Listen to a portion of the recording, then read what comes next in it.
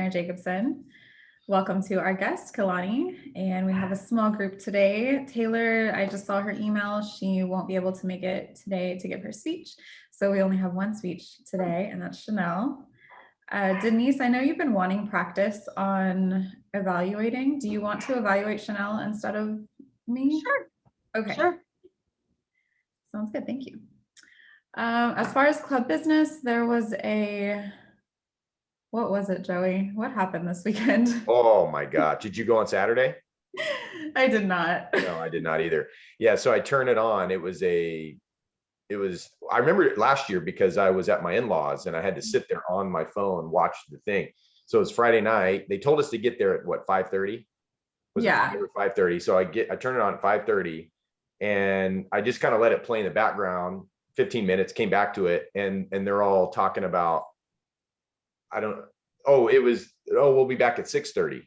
So they tell you be there at 5:30. Oh, we'll be back at 6:30. So then I come back at 6:30 and it's a bunch of dancing and they're remember when we were supposed to take that picture of our group, whatchamacallit picture of like this right here, this scene. Mm-hmm.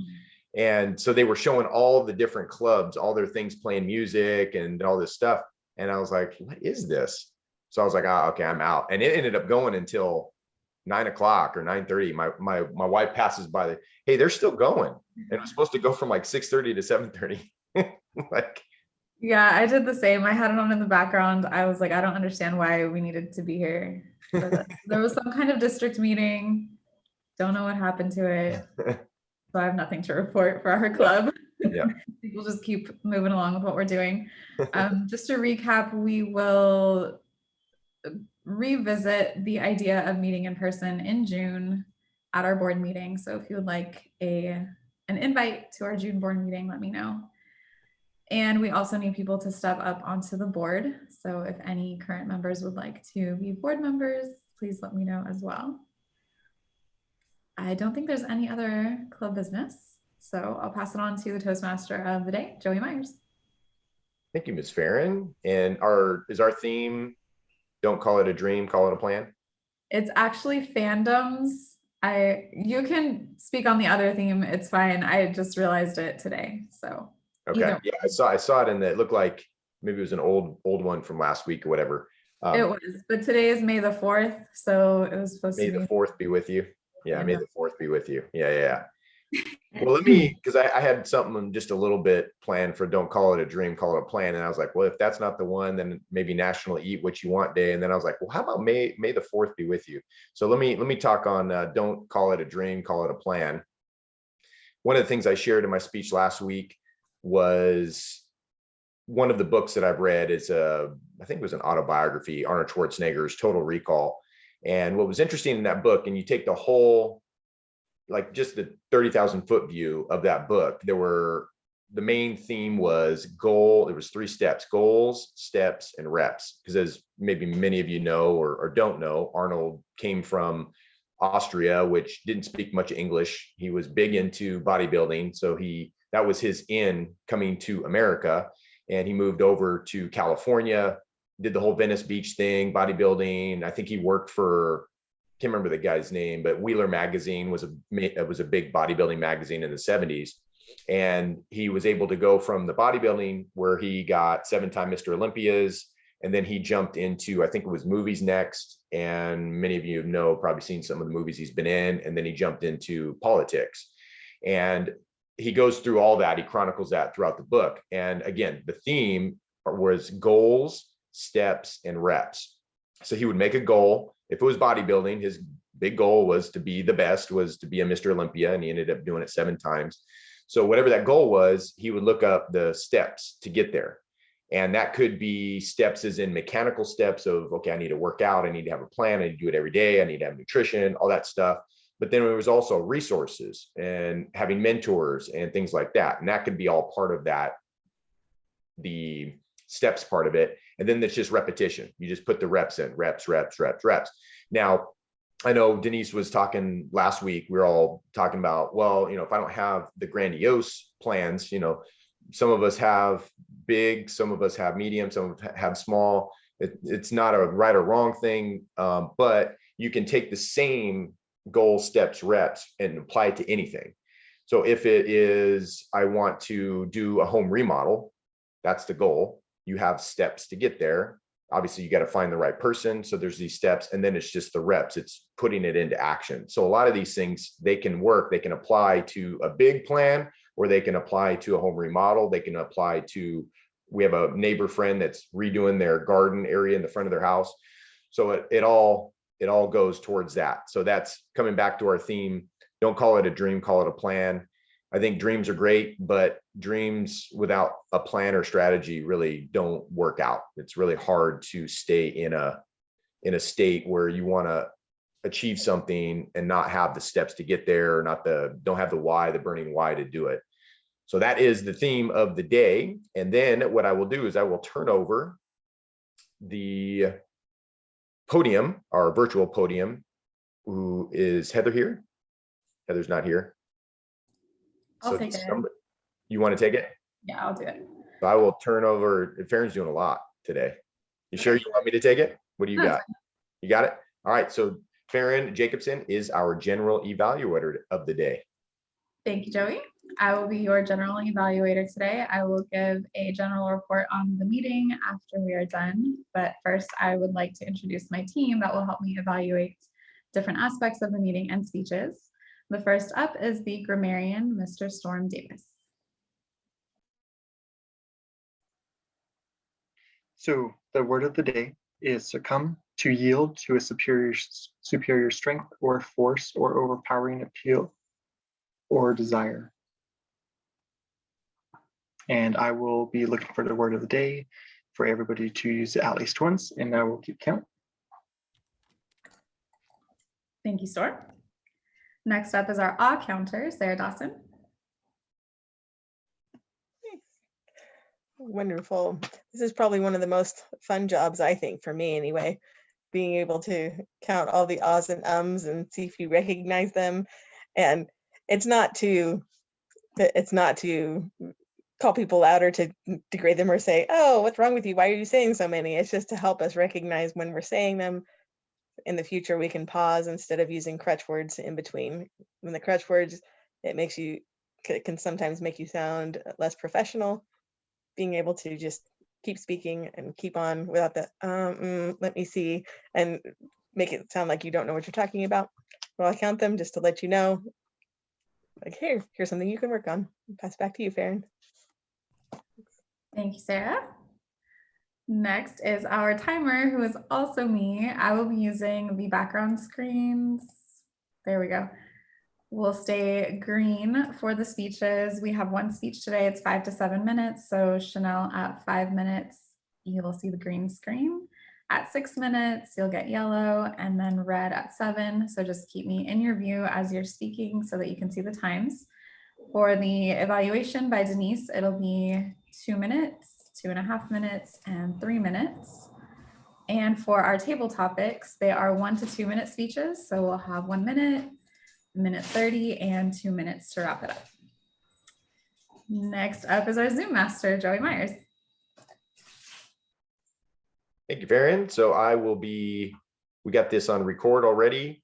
And what's nice about this, we did record our meetings in person, and we will continue to when we get back to that. But my job is to highlight the person speaking, whether that's our speaker, our evaluator. We've been experimenting a little bit as having our speaker and our evaluator when the evaluator is giving their speech, so that you can see both in the same pane. And I will be highlighting or putting a spotlight on our table topics, the people that will be doing their table topics. So that's what I'll be doing. Thanks, Joey. I also had an idea, since we do have 2 guests. Can you speak on the videographer role from that standpoint of what the point of watching the video back is? Yeah, good point there. What's good about this is we got this all recorded. We're going to upload this to YouTube and just watch it on our YouTube channel. So what it does is it gives everybody a chance, especially if you get a speaking role, whether it's table topics or evaluator, is you get to watch yourself back recorded. And what's cool about that is maybe there's something that our evaluation team might have missed. It could be something you do repetitively. If you got the long Goldilocks or brown locks or black locks of hair, and you're doing this all the time while you're speaking, or you're doing this, or when we're meeting in person, a lot of times what tends to happen is we'll address one side of the room the whole time, and then all the people on this side of the room, they feel left out. So we want to make sure that we're having eye contact with the virtual. It's a little different, obviously, because you want to have eye contact with this little eye in the sky up here. And you want to make people feel like you're looking right at them, which in the virtual world is a little bit easier to do as long as you're staring at this thing up here. So that's what you do. If you're doing things that are repetitive outside, it's going to take away from your message. And we want to make sure that whatever message that you have to share, that the people on the receiving end of that message can get that full effect. So that's where the benefit of being able to watch this back, again, virtually, it's a little easier because we do record this and you can watch it back on YouTube. And then when we get back in-person meetings, we will record via a video recorder and we'll send those videos over to you so that you can watch them. And of course, we won't put those on YouTube. We used to joke about that we'd put them on Facebook and YouTube and whatever. But in this case, it is going up on YouTube and you can watch it back and see if there's anything that you did to take away from your message that was distracting. Thank you, Joey. That was perfect. And I will give it back to you actually to introduce our speaker. Thank you, Farron. That's what we get when we have the smaller, more intimate groups, right? We get to wear, say, Toastmasters wears many hats. So a lot of us will take on many other roles. So I get the privilege of introducing one of our members, Chanel West, and she will be giving a speech that she's recycling from the past, which is great because that's what I did last time. Although many of you probably didn't see the first time I gave that speech, maybe Farron, maybe Denny. So that's another trick that you can do if you find you don't have the time to put together a new speech. Grab an old one and then redo that one. Use the evaluation that you get and redo it so you don't succumb to canceling your speech day because you don't have a speech. So the title of Chanel West's speech is Listen Up. The intro, Chanel will be recycling speech. As I said, she gave Toastmasters last spring. It's one of her favorite speeches she's given so far. And whether you've heard it before or you are hearing it for the first time, she hopes you will enjoy it also. Please welcome Chanel and Listen Up. Thank you, Joey. I'm going to share my screen with all of you right now. 1 second. Wait for Farron to enable, or Go I for said it. wrong person. I'm sorry. I asked Farron to. You're good. And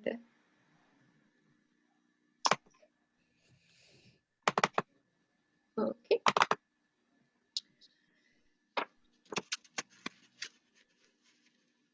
So I have chosen for my speech topic today a very timely and controversial subject. In recent years, it's something that has become an increasingly polarizing idea, and it often divides Americans into different factions, driving wedges in between relationships. I'm talking, of course, about country music. Now, in conversations with other people about the genre of country music, I often find it to be a very polarizing topic. People usually fall into one of two camps, and I'm wondering which camp you guys fall into today. Either you love country music or you really hate it and refuse to listen to it. Personally, as you probably guessed, I'm in the first camp. I really love it. However, I am willing to admit that not all country music is good. There is definitely good country music, and then there is bad country music. So today I'm going to give you some audio illustrations that demonstrate the difference between good country music and bad country music.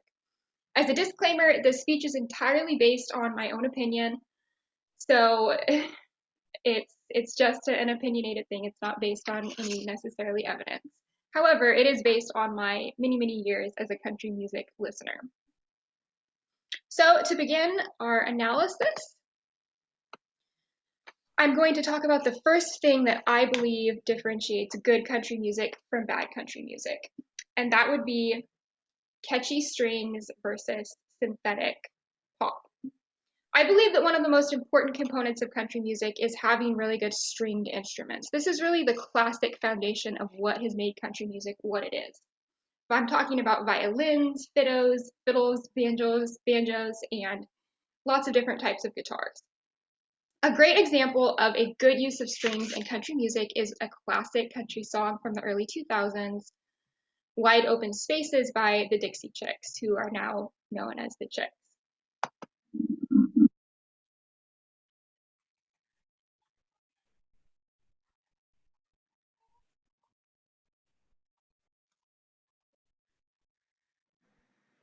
You can hear the unique blend of strings that are taking place in that intro to their song, and it really just screams classic country. I think that it's beautiful. In contrast to that, there is music like Keith Urban's Coming Home, which instead of using the classic country sound, tends to be more of a pop synthesis. Keith Urban to me is the king of the what the heck kind of genre is this? He, I think, has almost invented a genre all its own, which is an accomplishment, but possibly not a benefit to country music.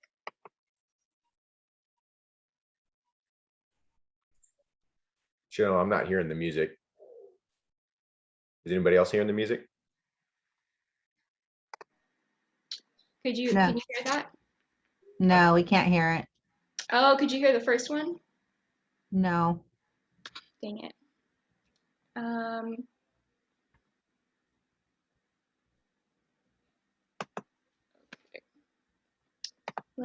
I'll just pull up I'm sorry about that. I'll pull up the recordings in a different way.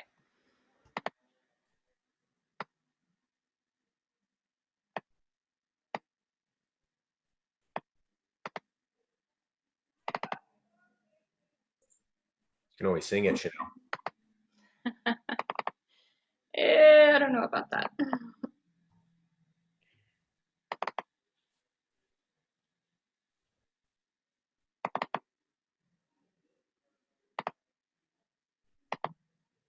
Here, give me 1 minute, and if I can't make it work, then I will just explain and forego the recordings.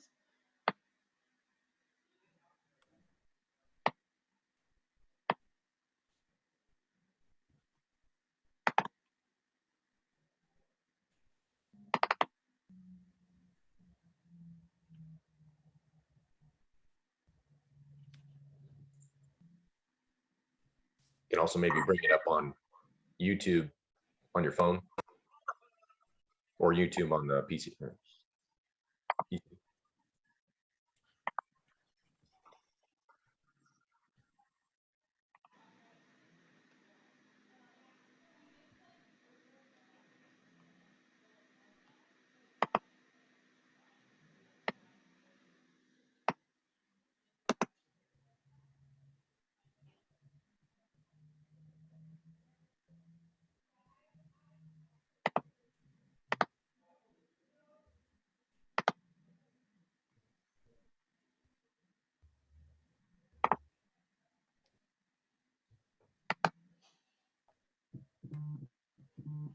Okay, let's see if you can hear this.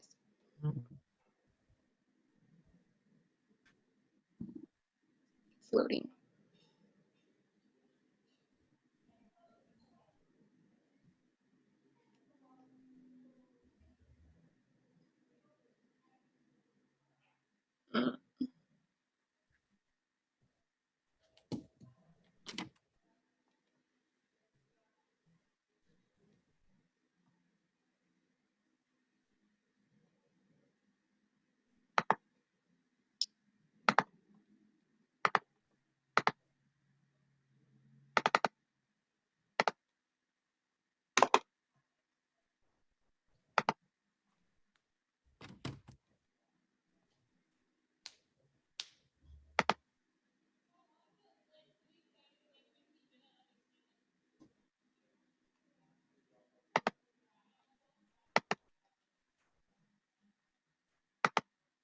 Okay, I'm just going to go back to what I was doing, and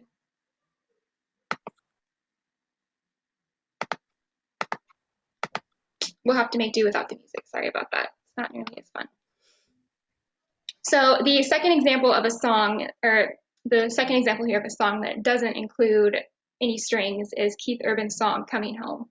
Now, as I said before, Keith Urban has kind of become known as the king of creating his own genre, doing something totally unique. And the song Coming Home, if you wanted to listen to that, really expresses that. Now, the second thing that I believe really makes or can differentiate a good country song from a bad country song is good vocal harmony versus a flat melody.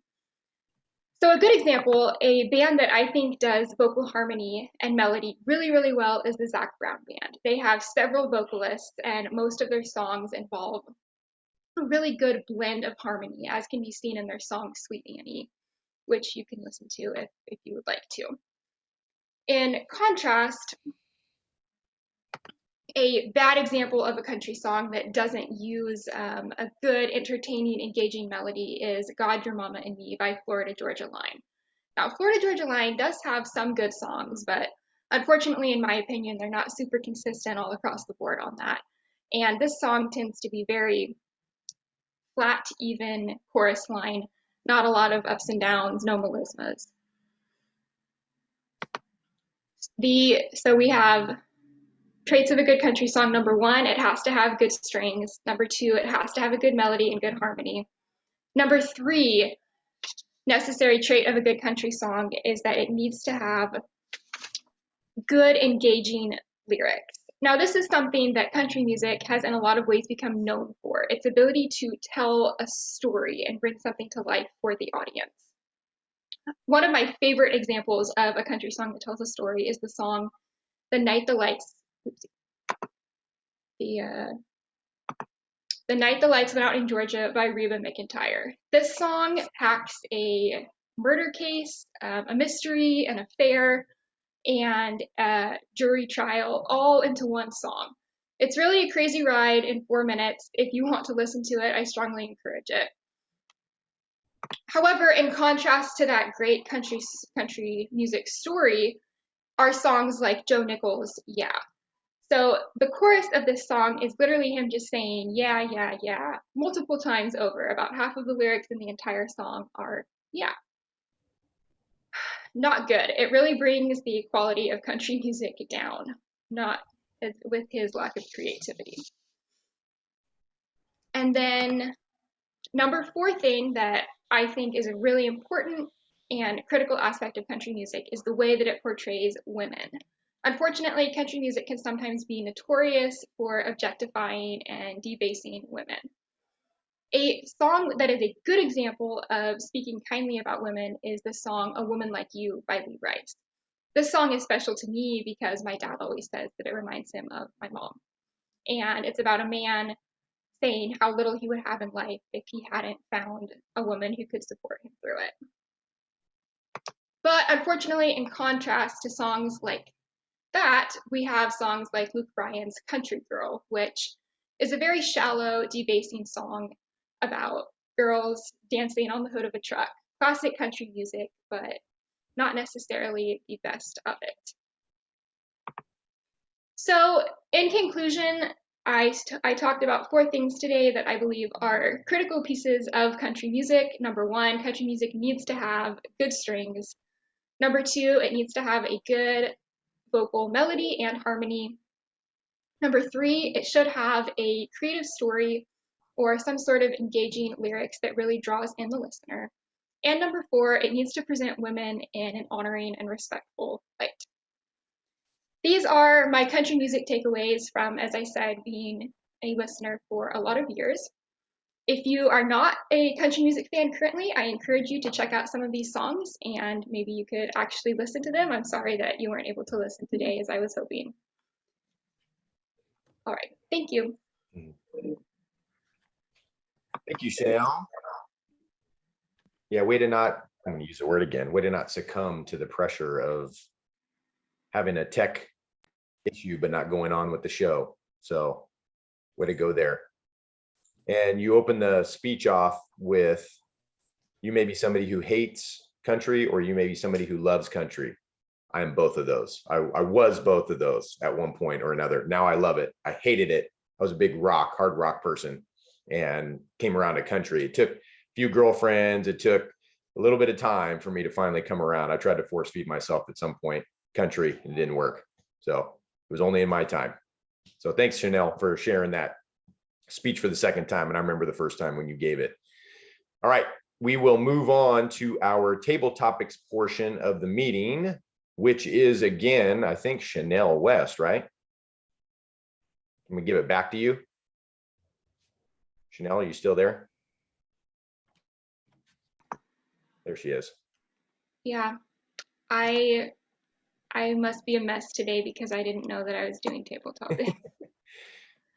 So going with the fandom theme though, I think that we could talk about what is a book series or movie series that you would describe yourself as a fan of, something that you're known for liking or that you're really into, and how did you become a fan of this, at what age, and why are you a fan of it? Why do you think it's really cool? Why do you like it? Let's go with that for a table topics question. Could be anything. It doesn't have to be something that somebody else has heard of. Maybe it's something that is really unique and different and not mainstream, but you really enjoy it, and we would love to hear about that also. Denise. I can start. Chanel, I think we'll all have a chance to talk since there aren't that many of us. I've shared, okay, I have a few things that I could talk about. So I'm trying to figure out which one I really want to talk about. I think I've mentioned it before that when I was about 12, I had discovered true crime at my grandma's house. And it set off a passion in me to just read up every true crime book. There was a lot of authors in the 80s, maybe because we had a lot of serial killers in the 70s that kind of set off this genre, so to say. But the true crime ones, the nonfiction, were the ones that really got me. I think the life that I lived was so far removed from anything that I was reading in these books that it just really took me someplace. And for a lot of people, they don't want to imagine a world like that. So I thought I was weird when I was younger. And now it is a phenomenon like anything else. Every show is about some true crime event. The podcasts now are numerous, too many to mention, that are really popular. So maybe I knew something people didn't know back then, but I'm definitely a fan of the true crime genre and probably always will be. Some investigative part of me finds it fascinating.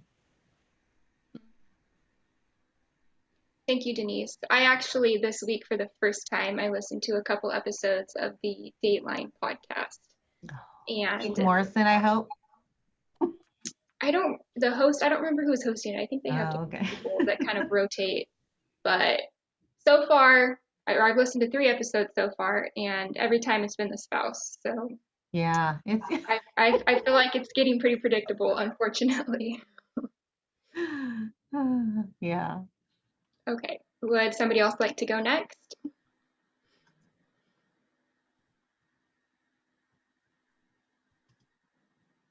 And our guests can answer also. You don't have to, no pressure. But if you would like to chime in, you are more than welcome. I can go, Chanel. Okay. Let me pin my screen here. So one of my favorite books, I like to read fiction before bed. It helps to slow my mind down and be able to get to sleep, is called Red Rising.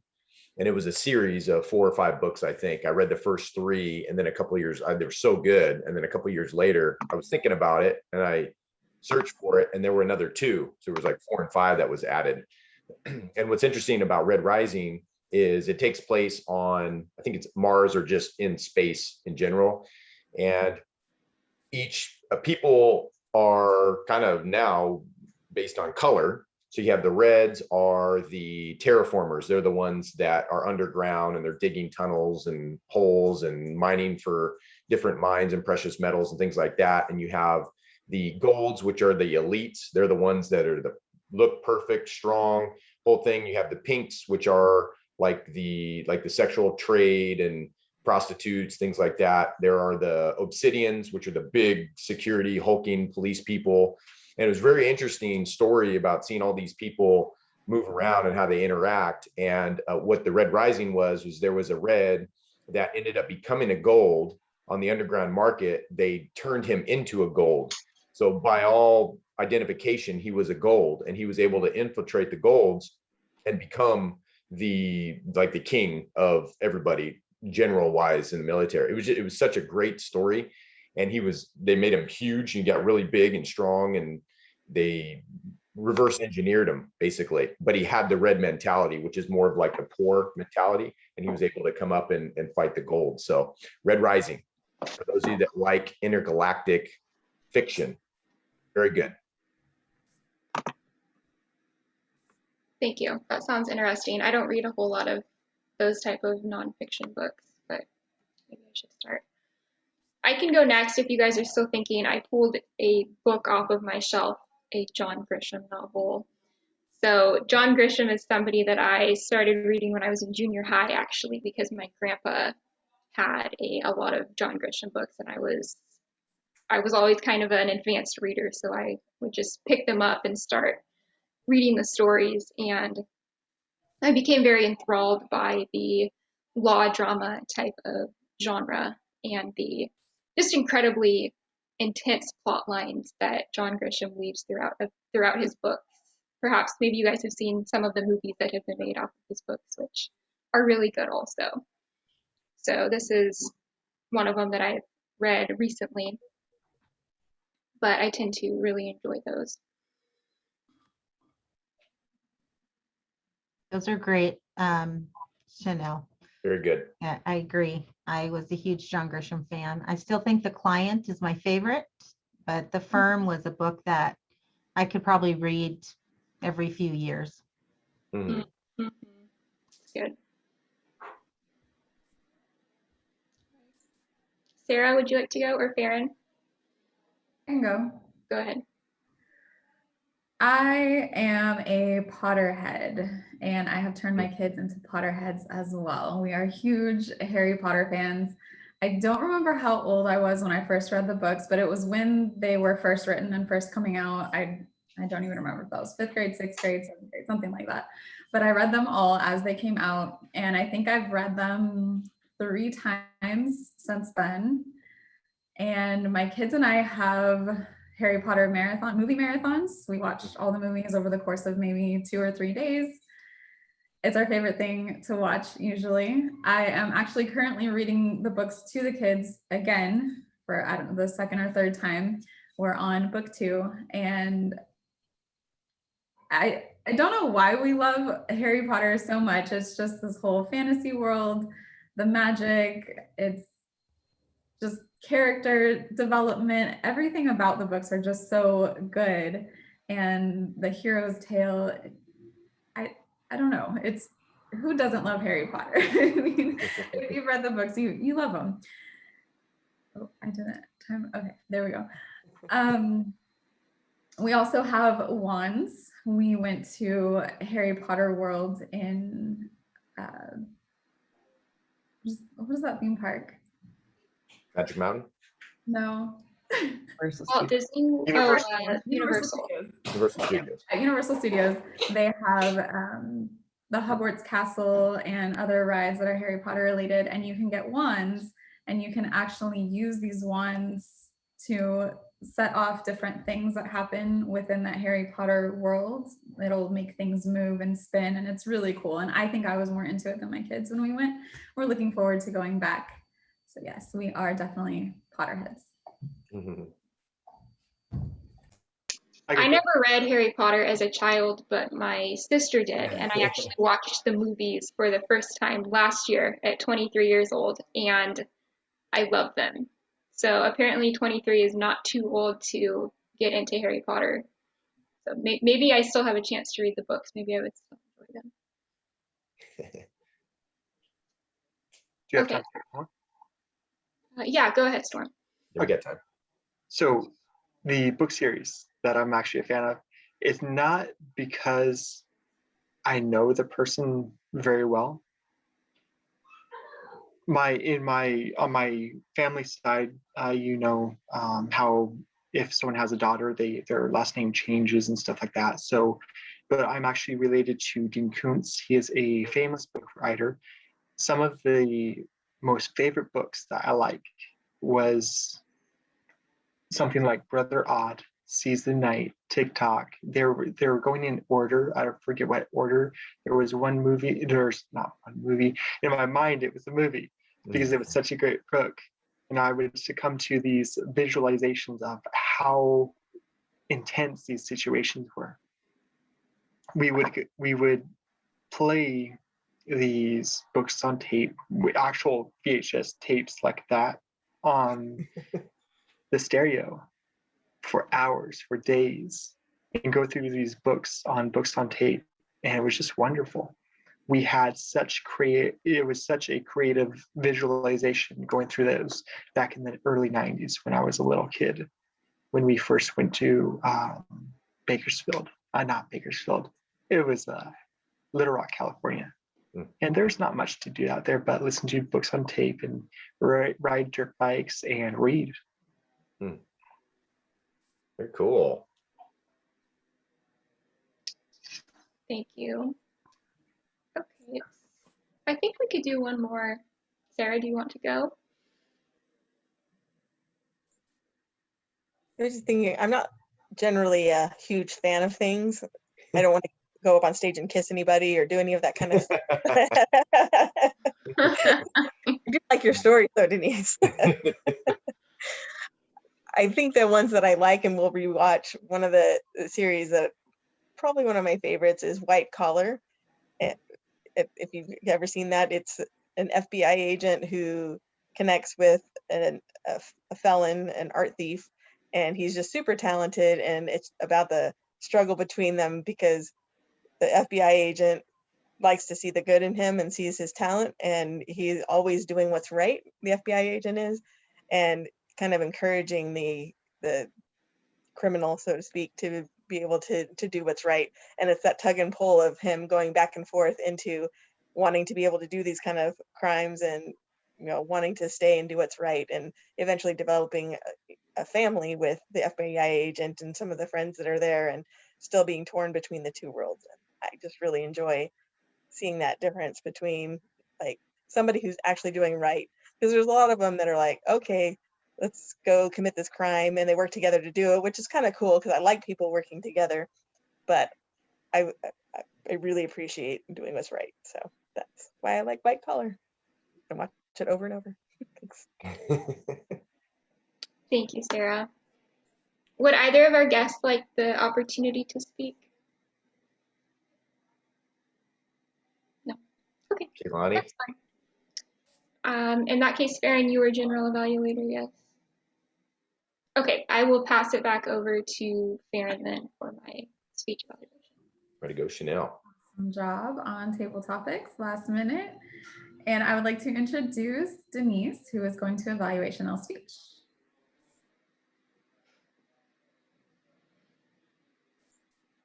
You're muted, Denise. Oh, Denise, you're muted. Yes, okay. There you go. Chanel. I felt really bad because it always is so stressful when you have a technical difficulty. But I did write down how well you kept calm during that. And that is key when you are public speaking.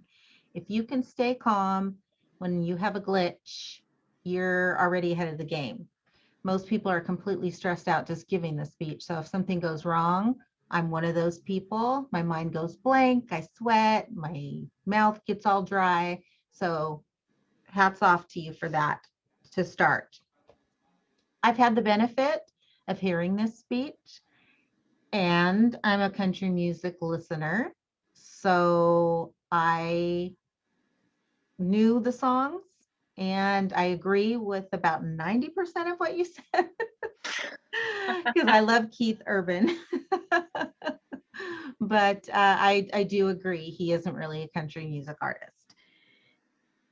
The one thing I want to say before I forget to tell you is to be really careful at the beginning of each of your paragraphs or news statements, you used so to start those quite a few times. So be aware of that. I love how you started the speech talking about how polarizing that this subject was, because it really captures somebody's attention. You know, we all like a little drama, even if we don't want to admit it. So we're like, oh, what is she going to talk about?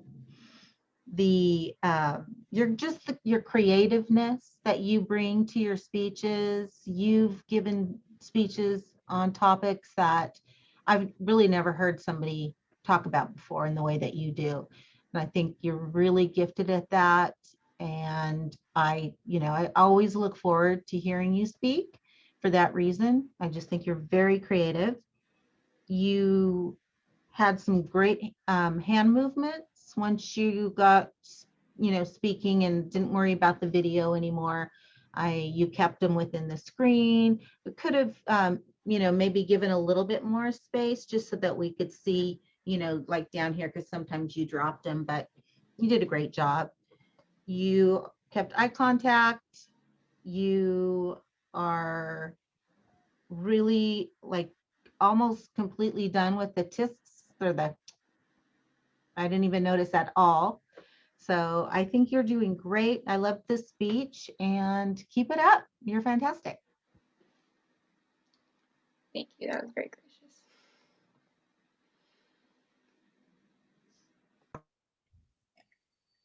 I'm on, right? Sorry. Mhm. Awesome job. I agree with Denise. I am glad that you didn't succumb to any pressure to be perfect. We're kind of a go with the flow group, and I love how you just kept moving right along without the music, and we can look up those songs later. Now I would like to introduce, the timer, that's also me.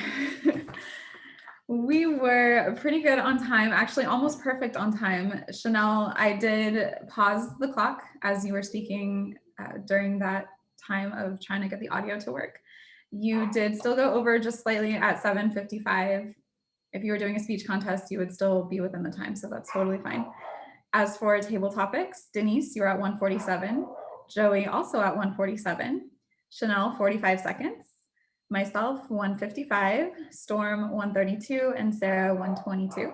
Good job, everybody, on that. And then Denise, your evaluation was 2:48. Everyone was perfect. I'll pass it to the odd counter for her reports. Yay. People did a great job today.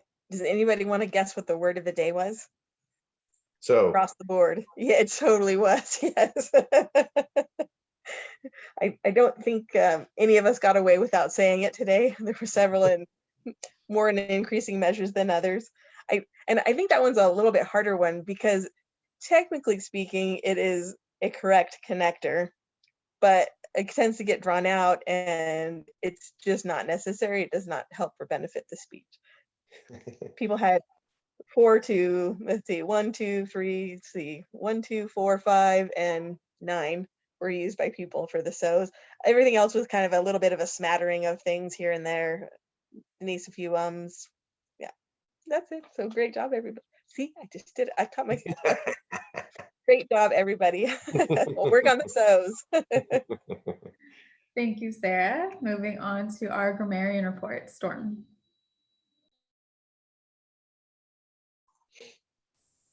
All right. So Joey, you got the succumb, that was the word of the day. You got it twice. I was like, all right, you got it twice. Aaron, you got it all as well. And I did as well. Good luck for everybody else who didn't catch it today. And it's a good meeting. Thank you, Storm. As for a general evaluation, once again, we pulled it together as a very small crew and everybody took over different roles. So thanks everyone for doing stuff last minute. I think the meeting went well. We started on time. We'll end probably a little bit early. And we had an awesome speech by Chanel, even with a little glitch, a little hiccup, it's okay. And yeah, I'll turn it over to the president. Also me. Before I do this, because I forget every week almost, let's fill out next week's agenda.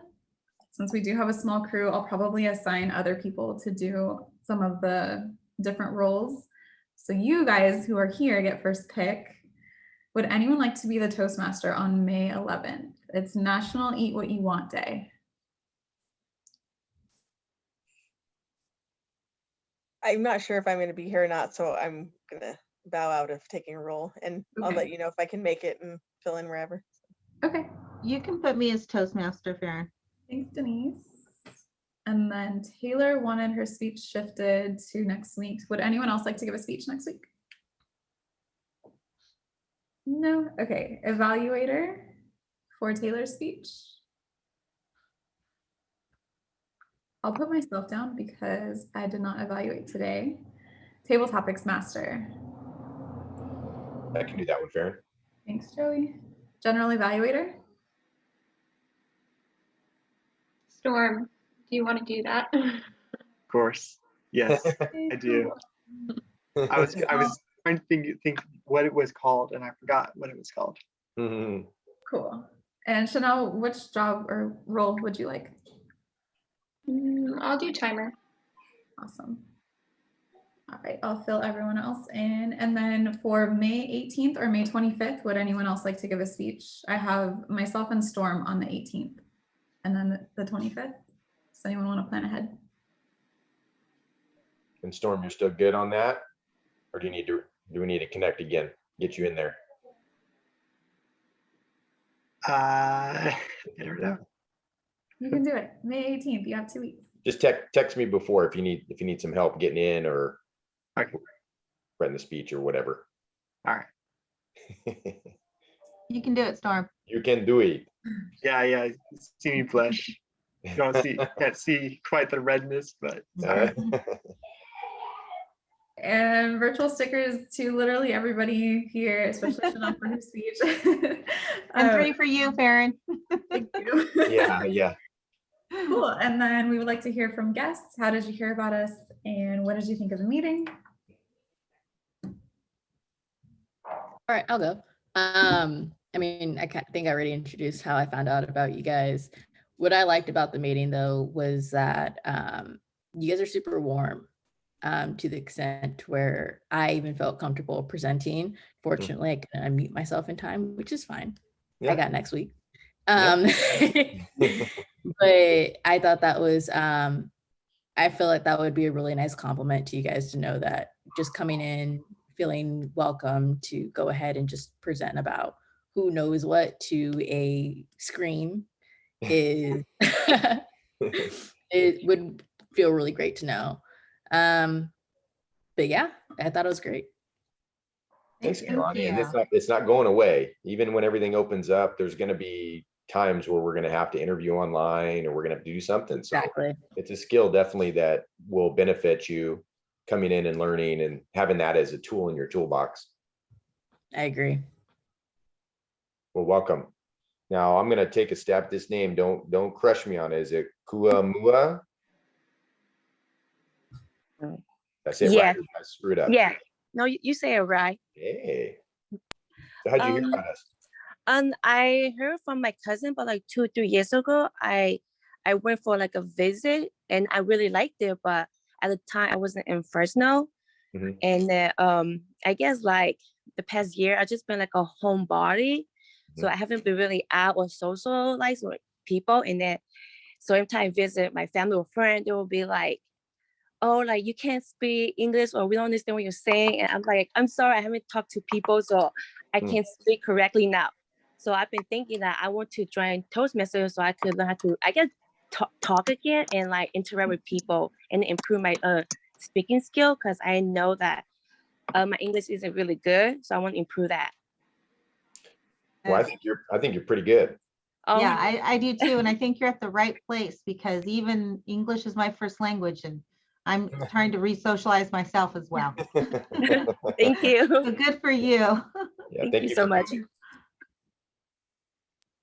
All right. Well, yeah, welcome to our guests and thanks for joining us. Hope you guys can come next week as well.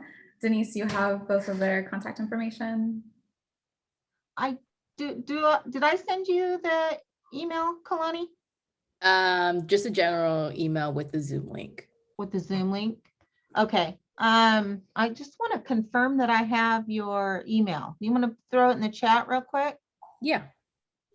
I know that Kua and I have communicated a couple of times, so. Cool. Yeah, and any questions, you can direct them at Denise or, I mean, any of our boards on here, Denise, Farron, Chanel, and me as of right now. Mhm. So any questions you have, just let us know if you're, seriously thinking about making the commitment to join our club. But just in general, our dues are paid twice a year. And right now because of this whole COVID thing, normally our dues are $60. So we're just saying, when you first join, it's going to be about that, or maybe a little less, depends on, it'll prorate when you join, right? But it's usually between 50 or $60 two times a year. So, and then we just meet once a week, and I mean, you can't beat it. You can read as many books as you want on the subject, but bless you. Oh, thank you. Yeah, but any questions, you can direct them to Denise for now, since you guys are connecting. And I'm just adding you to the distribution so that you'll get the agendas and meeting information. You'll get one email a week. That's it. And if you don't want it and you'd rather just go online and find it, it's up to you. But yeah, I've got you on there now, so you'll know when meetings are coming up. Great. Thanks, everybody. Any other questions, comments, or concerns from our members or guests? Good. Awesome. Then we will adjourn at 12:57. See you guys next week. All right, everybody, Bye. have a great week. Bye. Bye. Bye.